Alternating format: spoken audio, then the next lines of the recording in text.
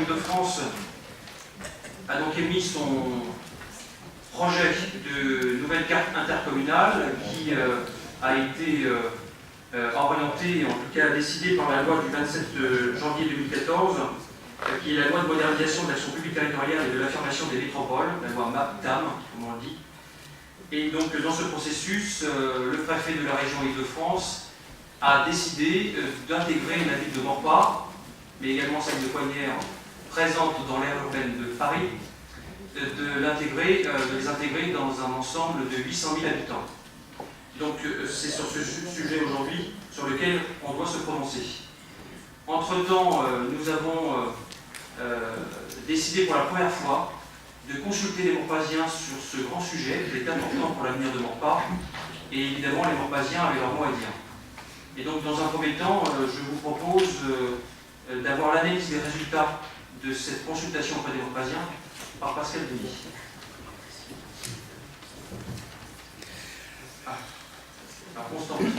Monsieur Nash, j'ai une contrainte personnelle urgente et je dois malheureusement quitter. Je dois donner mon pouvoir donc à Laurent Bourson, si vous voulez bien.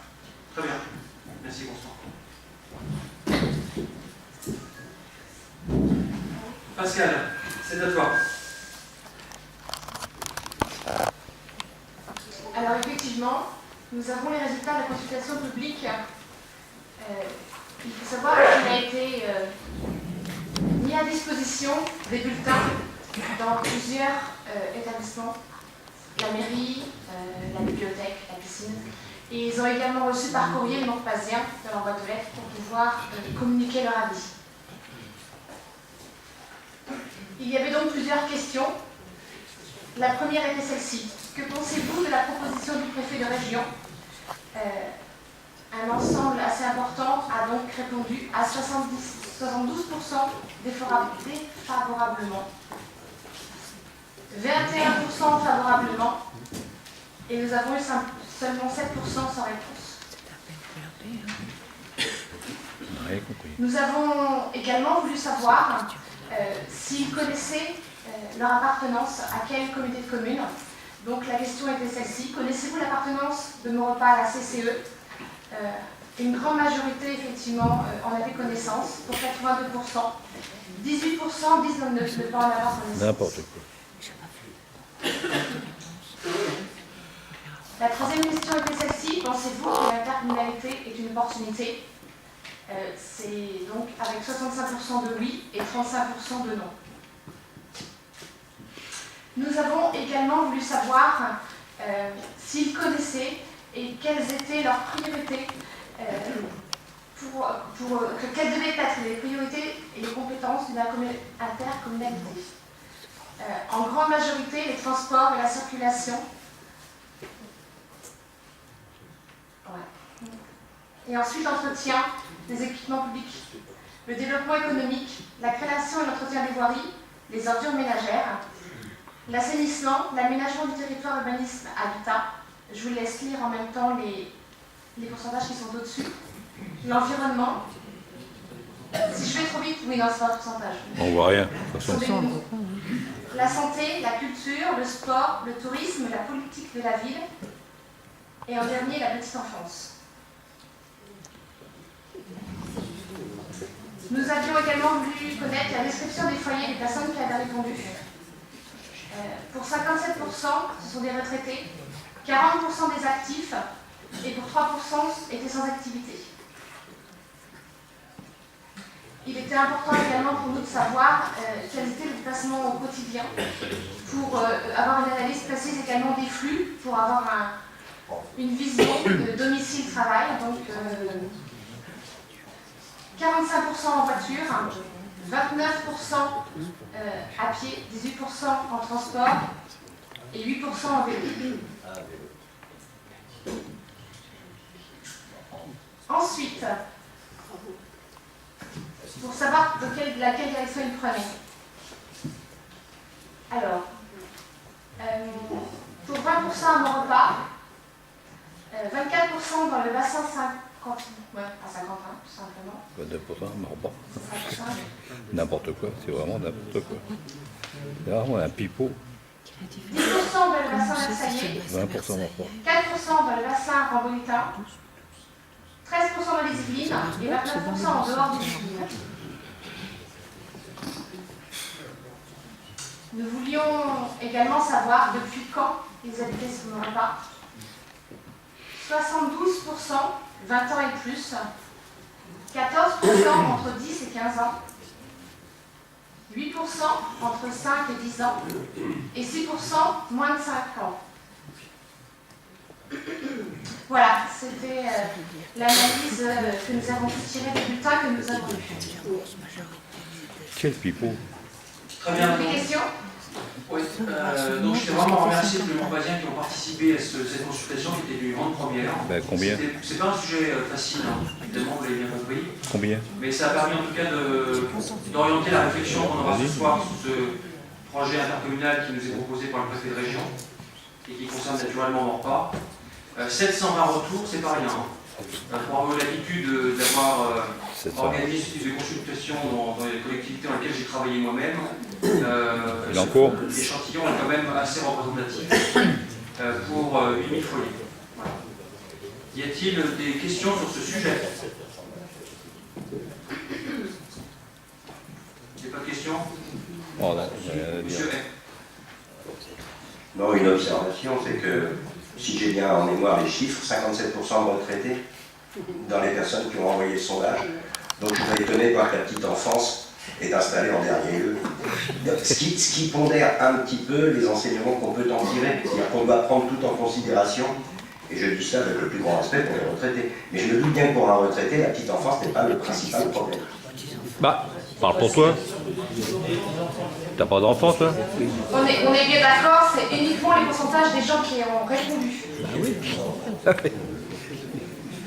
Quel pipeau, c'est du pipeau ce truc. Monsieur, ça s'explique aussi par le fait que c'est une consultation et non un sondage. Bah ouais. Donc ça veut dire qu'il n'y a pas un échantillon représentatif de la population qui a été interrogée. Donc ça sert à rien.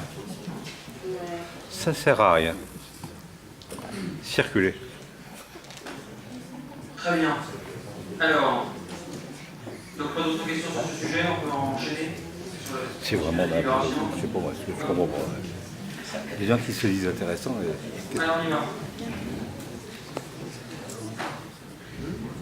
Donc un petit retour en arrière. Avant que le préfet de région Île-de-France propose d'intégrer Maurepas dans un ensemble de 800 000 habitants, il y a eu l'an 1 de la réforme intercommunale. Donc je ne suis pas remonté dans les années 80 où Maurepas était sorti de la communauté d'agglomération de Saint-Quentin qu'on appelait le SAD à l'époque. On est plutôt parti à partir de 2010. Et donc il était une loi sous le président Sarkozy qui avait également pour objectif de rationaliser la carte intercommunale en France. Et donc dans le département des Yvelines, on en était loin puisqu'on avait sur les 262 communes, nous avions 115 qui étaient dites isolées, donc ils n'appartenaient pas à un établissement public de coopération intercommunale. Donc le schéma du préfet du 19 décembre 2011 prévoyait la création de 5 nouvelles intercos, faisant passer ainsi de 15 à 20 le nombre d'intercommunautés yvelinoises. Donc on est passé, enfin voilà, ça allait de 6 500 habitants à 274 000, ce qui laissait penser naturellement que l'exercice n'était pas terminé. C'est pour ça qu'on délibère aussi aujourd'hui. Et dans sa première version, du préfet de département à l'époque, c'était que Maurepas soit en tout cas dans une interco qui était celle avec Cognères. Moi à l'époque je l'avais appelée la principauté de Maurepas-Cognères. C'était finalement une interco qui n'était pas viable. Et donc le préfet en a décidé autrement. Et d'ailleurs, les villes qui appartiennent non seulement à la communauté de communes des Étangs, le Perret, les Essarts et les Brévières, étaient directement intégrées dans l'interco de Plaines et Forêts d'Yvelines avec Rambouillet. Donc ça, c'était la carte initiale qu'on voyait avec Maurepas-Cognères. Donc, d'entre-temps, les villes s'étaient mobilisées pour contrer ces propositions avec lesquelles elles n'étaient pas d'accord, et elles ont eu raison.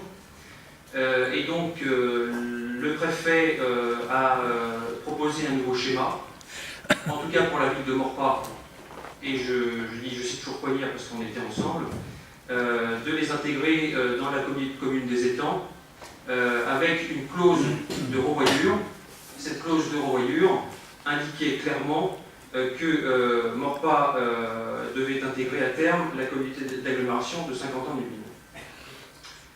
Donc on en est depuis le 1er janvier 2014, puisque le sondage a révélé que les Maurepasiens sont au courant que Maurepas appartient à la communauté de communes des Étangs. Donc cette commune des Étangs de 38 000 habitants est composée donc des villes de Poignères, Le Perron-en-Yvelines, Zessa et les Bradières.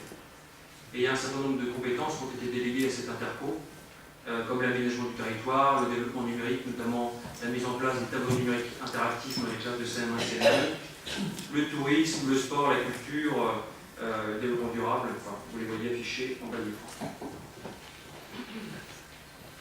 Donc, là où on en est aujourd'hui, comme je le disais tout à l'heure, la loi du 21 janvier 2014 a prévu donc de réformer la carte intercommunale et le préfet de région a décidé de nous englober dans un ensemble de, moi je l'appelle le mastodonte, de 800 000 habitants à cheval sur 2 départements.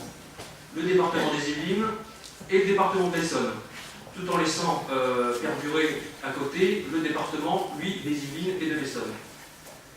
Et donc ce projet s'inscrit, cette refonte intercommunale, s'inscrit dans la loi de modernisation de l'action publique et de la création du Grand Paris, et qui vise à regrouper dans les villes qui appartiennent à l'aire urbaine de Paris 200 000 habitants, ce qui n'est pas rien.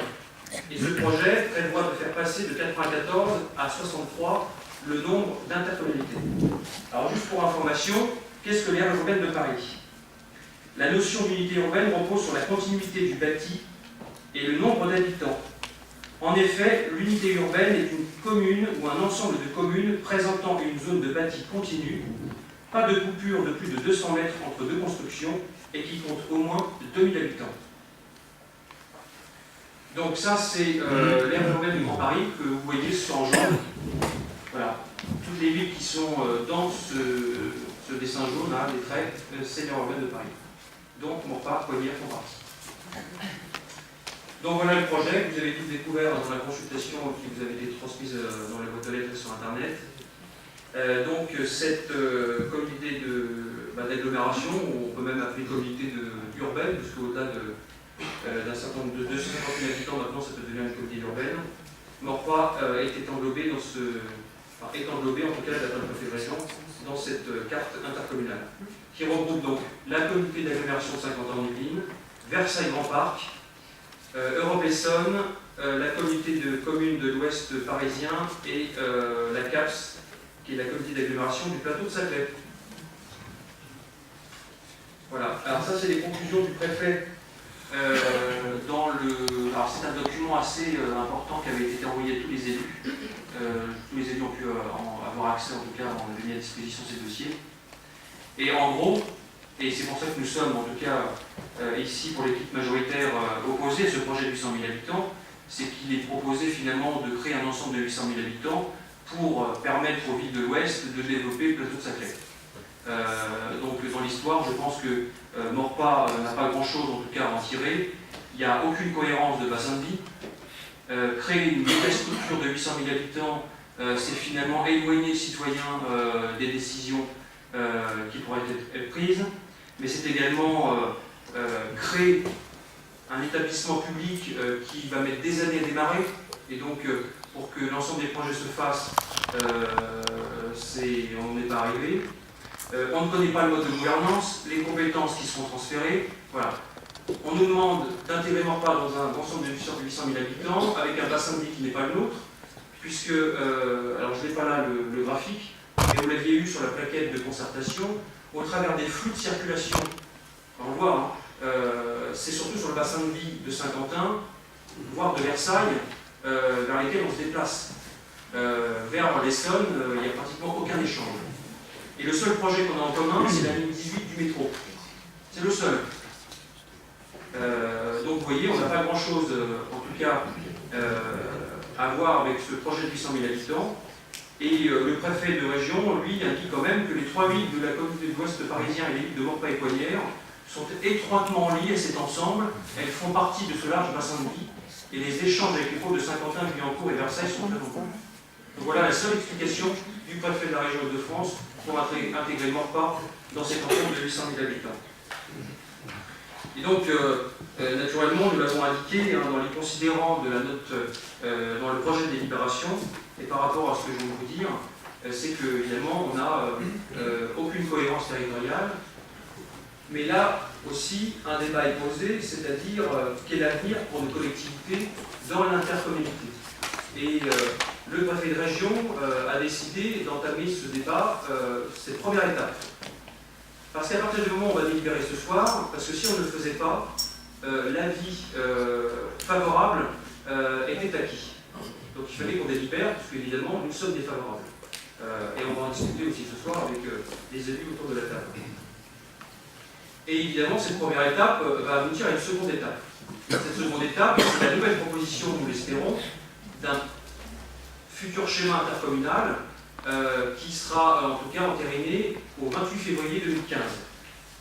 Et à partir de ce 28 février 2015, les élus pourront de nouveau être consultés. En tout cas, on aura notre mot à dire sur la carte intercommunale que nous ne connaissons pas aujourd'hui.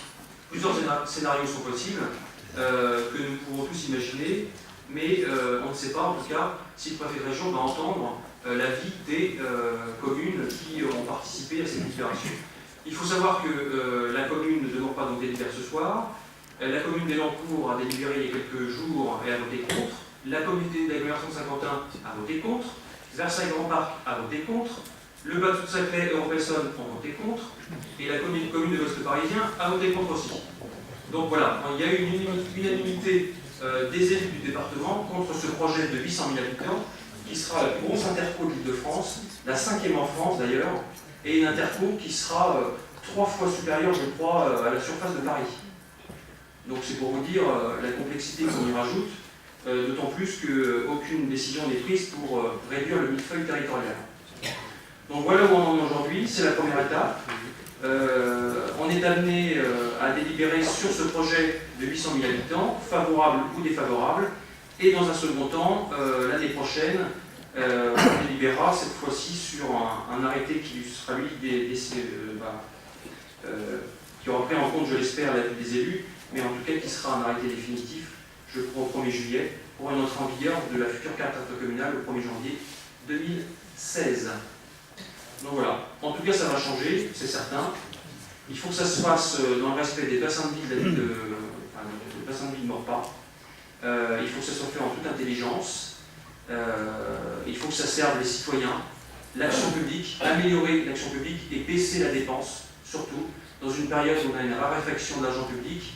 Il faut qu'on revoie les compétences et qu'on mutualise au maximum de moyens pour qu'on soit plus efficace pour conduire des actions publiques d'ampleur, et notamment Maurepas pour ce qui est de la rénovation de nos équipements publics.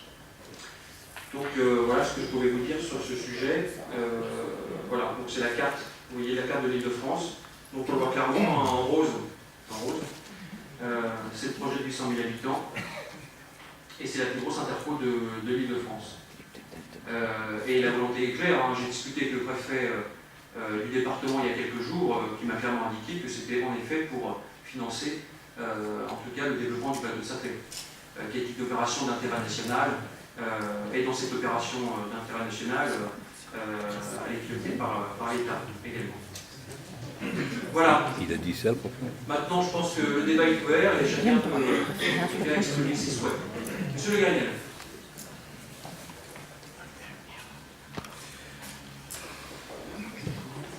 Bon, je vais commencer par ce qui pourrait être une conclusion qui ne va guère vous surprendre. Je serai comme vous défavorable. Ceci étant, comme c'est un vrai sujet qui est politique au bon sens du terme et pas politique, on a intérêt à bien regarder non seulement la façon dont on va dire non, mais aussi se préparer à envisager des scénarios alternatifs, parce que sinon on risque d'être un jour cloué au mur si on n'a pas imaginé quelques propositions de substitution. Sur le fond, vous voyez, là-dessus nous allons parfaitement nous rejoindre. Je trouve que ce projet, c'est au fond un très bon révélateur de la façon dont dans ce pays on conduit ce qu'on appelle la réforme des collectivités territoriales. Elles sont censées s'administrer librement, elles sont censées être décentralisées. On en voit effectivement la conséquence, c'est qu'aujourd'hui, vous aviez raison de donner les chiffres, c'est la première chose qui m'avait frappé. Si d'aventure, une ville comme Maurepas devait, ou d'autres, devait intégrer un ensemble de ce type, ça s'appelle une noyade collective.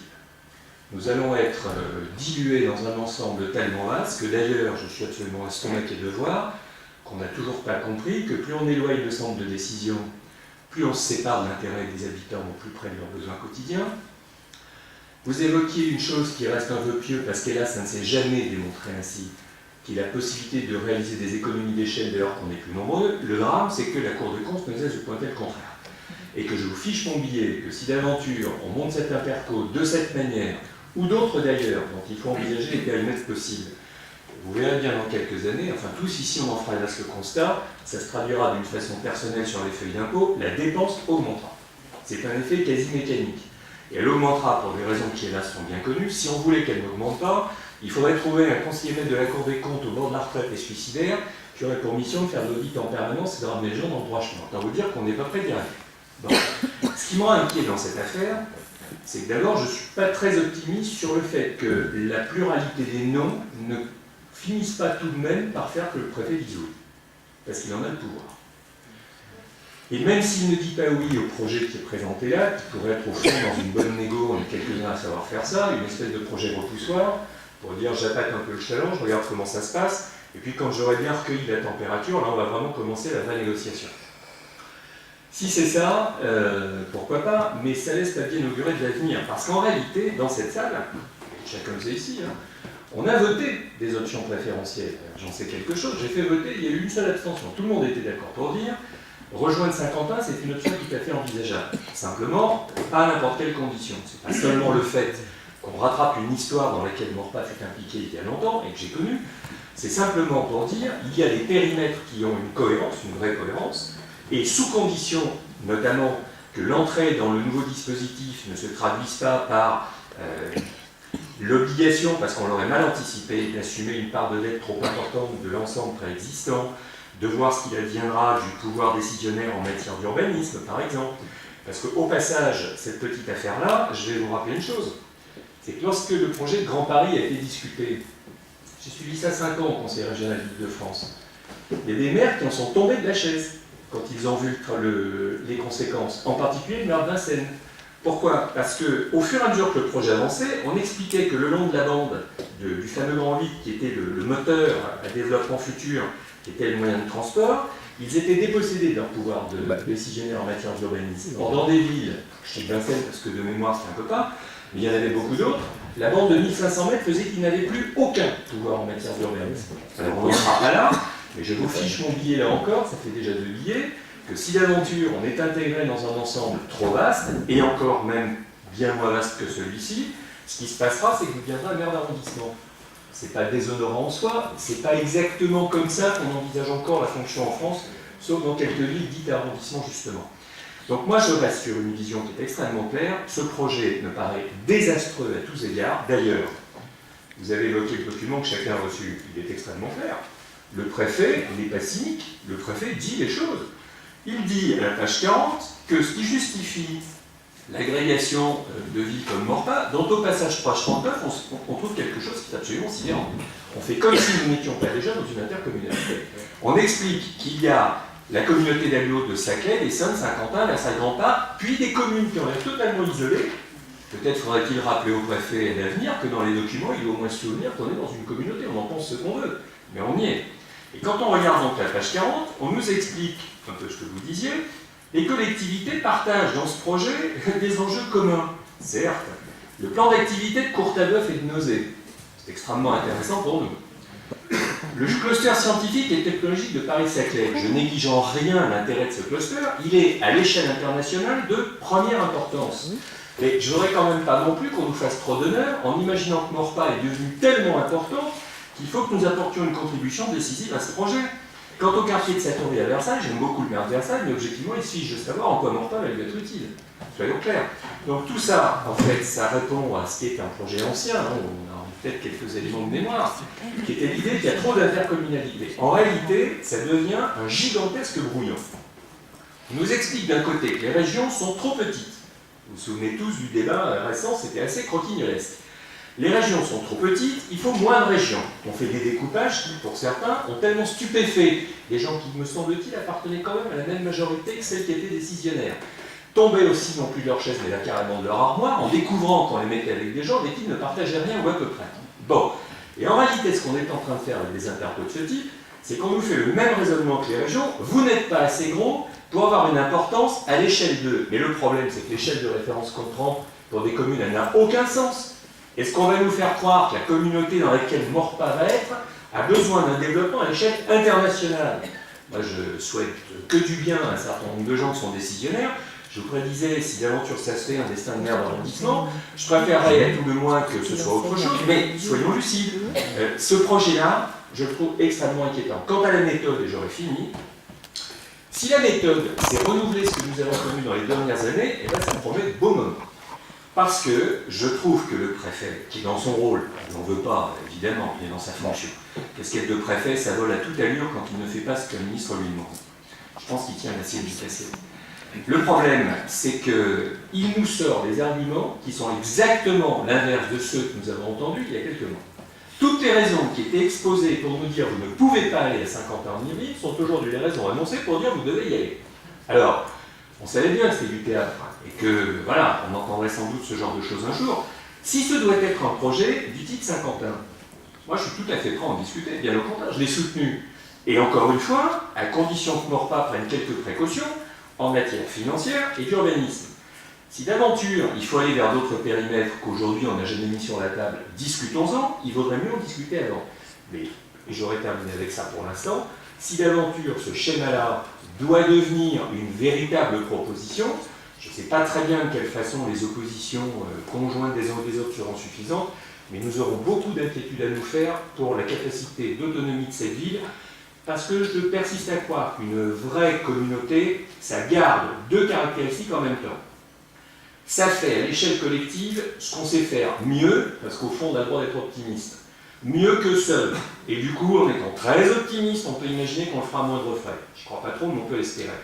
Et dans le même temps, ça n'empêche pas les communes de garder une certaine autonomie de décision. Sinon c'est une incohérence totale, et le courage politique voudrait alors qu'on supprime d'un même trait de plume les départements et les communes, car tout ceci n'aura rigoureusement plus aucun intérêt. Je vous remercie. Merci. Enrichissant. Monsieur qui souhaite prendre la parole sur ce sujet, qui devrait être ouvert. Parle beaucoup. Ça ne veut pas dire grand-chose, donc bon. Monsieur Hay, peut-être. Écoutez, j'ai bien compris ce à quoi vous étiez défavorable. Ça, c'est très clair. D'ailleurs, je reviens un instant sur l'enquête que vous avez menée. Et consulter la population, c'est vertueux. Mais quand il y a des textes autour qui vous parlent du mastodonte de 800 000 habitants, et vous avez repris l'expression ce soir, monsieur Garestier, autrement dit, je caricature un peu, mais il me reste très d'humour, quand on vous propose un enfer à 800 000 et un paradis à 38 000, la réponse est un peu induite dans la question. Alors je vais me faire un peu l'avocat du diable, parce qu'il y a quand même 21% des sondés qui ont répondu favorablement plutôt à l'intégration à cette grande opération de 800 000 habitants. Et je ne serai pas que leur avocat ce soir, mais je me pose certaines questions. D'abord, quand on fait une enquête pour savoir comment se définissent les Maurepasiens, il faudrait leur expliquer qui va décider, en bout de ligne, en fin de compte, qui va décider de notre intercommunalité future. Nous sommes consultés. Nous avons consulté. De ce que j'ai compris dans ce que vous avez présenté tout à l'heure en préambule, tout le monde s'oppose à cela. C'est-à-dire tous les partenaires pressentis par la préfecture s'opposent à ça. Et qui décidera? Alors, ça c'est ma première question. Est-ce que vous voulez que je groupe les questions, monsieur Garestier? Vous préférez ça ou est-ce que je peux les poser échelonnées? Je continue, je groupe? N'en oubliez pas, hein. Alors, deuxième question. Est-ce qu'on perd la maîtrise de nos sols dans le cadre d'une intercommunalité de ce type? C'est-à-dire que, est-ce que l'autorité intercommunale va pouvoir annuler un PLU voté il y a peu de temps? C'est-à-dire déclasser des espaces agricoles. Est-ce qu'on déclasse de la même manière d'ailleurs des espaces agricoles et des espaces naturels sensibles? Parce que ça c'est une question essentielle. Hérite-t-on automatiquement de la dette dans le cadre de la péréquation horizontale d'une intercommunalité? Est-ce qu'il existe des équations qui nous permettent d'éviter ça? Est-ce qu'il en existe? S'il n'en existe pas, il faut le dire. Ça, ce sont des questions qui me semblent essentielles. Ensuite, je vous ferai observer que